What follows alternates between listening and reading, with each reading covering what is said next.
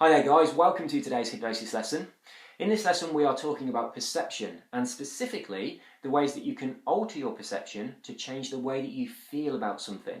So we're going to be changing the way that you feel about memories from the past or imagined events from the future. But before we get started, I'd just like you to indulge me for a moment and close your eyes because we're going to do a little visualization exercise. First exercise, we're going to do two, but the first one, I want you to imagine that you can see yourself standing on the top of a very, very high diving board. Maybe you're sitting down in the audience, what they call the spectators' seats, and you're watching the swimming pool diving board, and you can see yourself standing up there in your bathing costume on the very, very top board. You're quite small because it's quite far away because the board is really, really high, and you're just going to watch, and I'm going to count down from 3 to 1, and when I get to the number 1, you're going to watch yourself jump off that board. You can do a couple of somersaults if you like, you can dive or jump, do a belly flop, that's completely up to you, but you're just going to watch that other version of you over there coming down and splashing into the water. So 3, 2, 1, and they jump through the air, maybe a few somersaults, and splash, hit the water. Just swimming to the side now and climbing out. And I want you to rate that experience. How did that make you feel? Might have made you feel excited, scared. It might have not changed your feelings at all.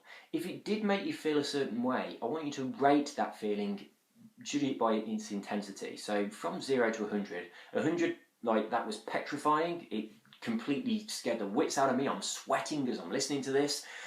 0 being didn't affect me at all. So just rate that from 0 to 100. Okay, just make a mental note of however you scored that experience. And now we can do it again. But this time, what I'd like you to do is to imagine that you are standing on that top board. So you can't see another version of yourself kind of over there. You're actually looking through your own eyes. So you can feel the board beneath your feet. You can hear the sounds of the swimming pool. Now I want you to look down. Look down and see how high up you are. Notice how small the pool looks and how small the people are and how far away that water looks. Stand on there in your swimming costume.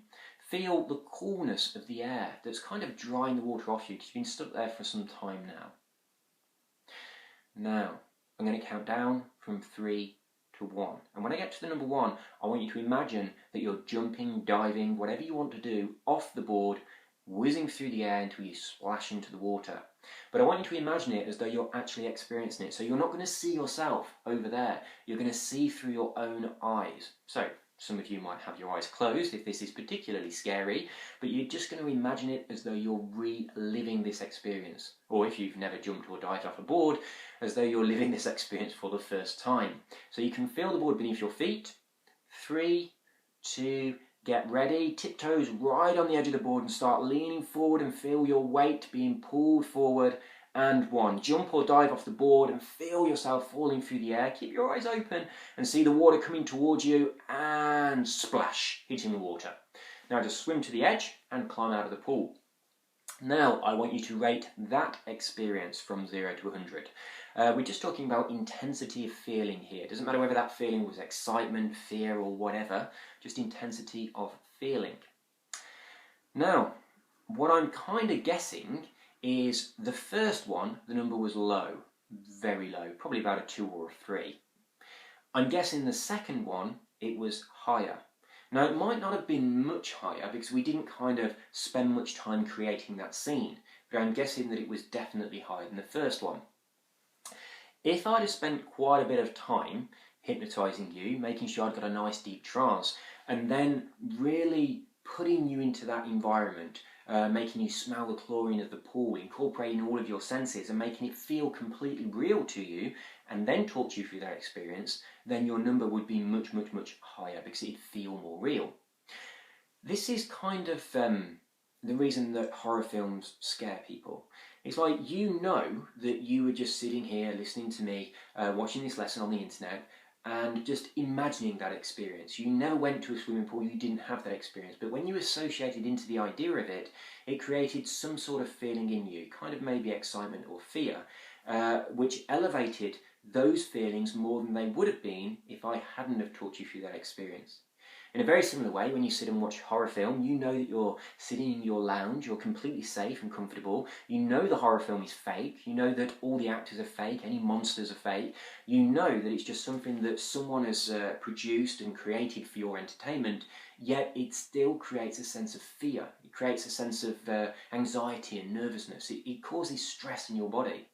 Now, both of these things happen because your mind can't really tell the difference between something that you imagine and something that you experience for real. So if you experience an event that causes you stress, you'll feel stress. Equally, if you imagine something that causes you stress, you will feel stress.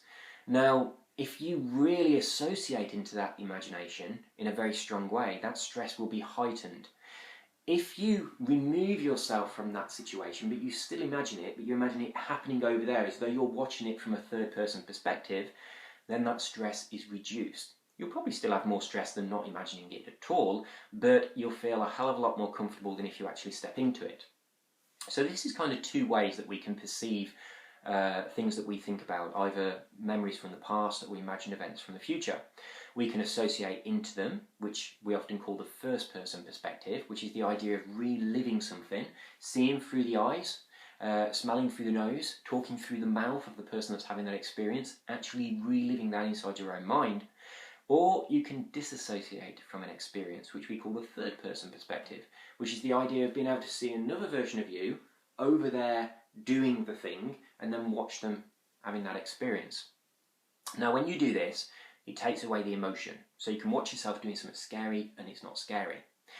If it's still a little bit scary, then you can disassociate again, and that reduces the emotional attachment even more. And the way you do this, if you imagine that the event is happening over there in front of you, and you've kind of stepped backwards from the event as though you're watching it in the distance, you can then step backwards out of yourself again off to the side. So what you're now doing is looking at a version of you, which is looking at another version of you, which is experiencing something that is scary. So the fear's over here, we've come back away from it, and then we've come back away from that. And we're not watching that one, we kind of blinkered to the actual event, but you're watching a version of you, which is watching a second version of you, or rather you're watching a second version, which is watching a third version, and that's the one having the experience. So that is being doubly disassociated. We might call that fourth person. I don't know if that's got a first, second, third person perspective, but we're kind of moving out of ourselves twice rather than just once.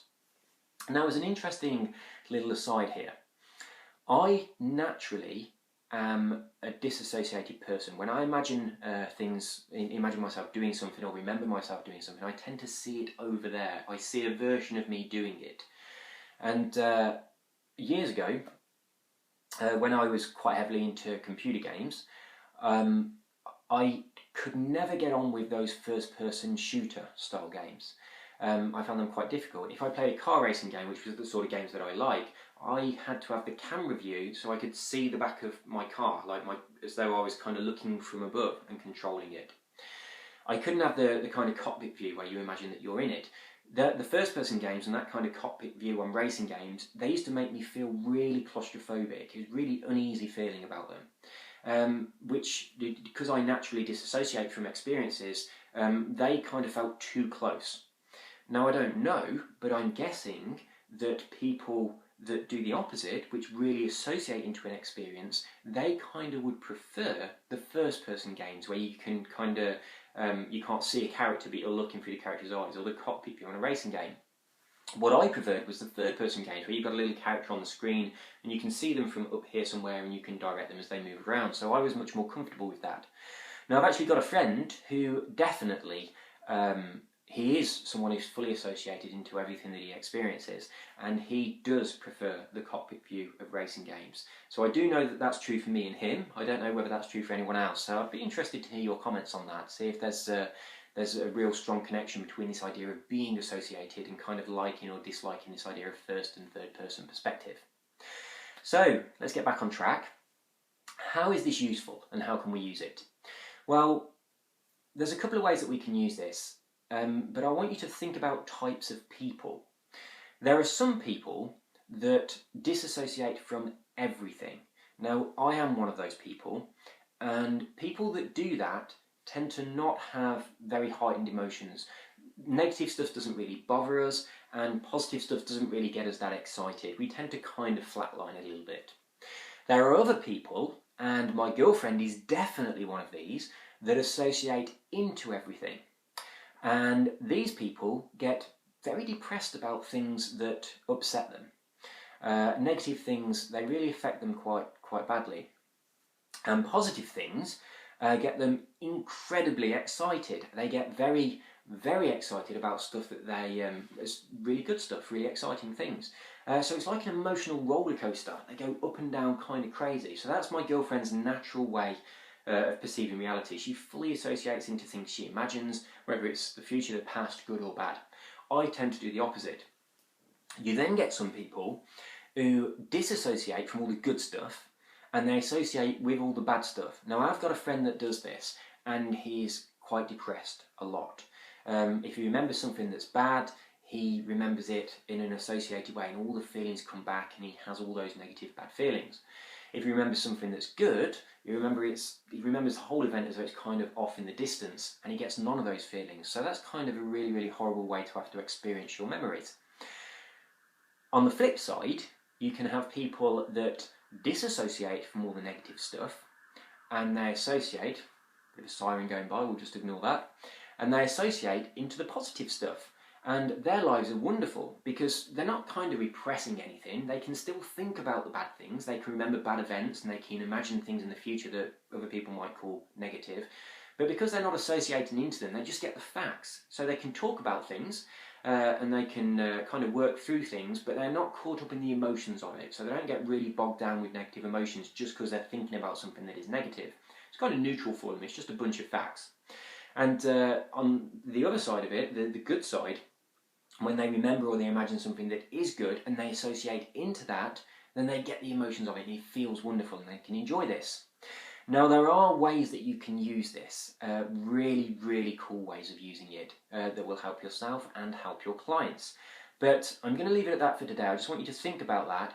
Think about the implications of being associated into something completely first person, being able to see through that person's eyes, reliving something, and the ways that you might be able to make productive use of that. And also think about the flip side, the idea of being disconnected from something, watching something happen over there, and not having to have the emotions of that experience affect you in any way. So think about the implications of that and where that might be useful. Over the next few lessons, I'm going to be giving you different situations where you would need to use this and where this is going to be incredibly useful for working on your clients and helping them to have much, much, much better lives. So that's all for today, but before the next lesson, I want you to think of ways that you might be able to use this on yourself and on your clients. And I'll see you next time. Take care. Bye-bye.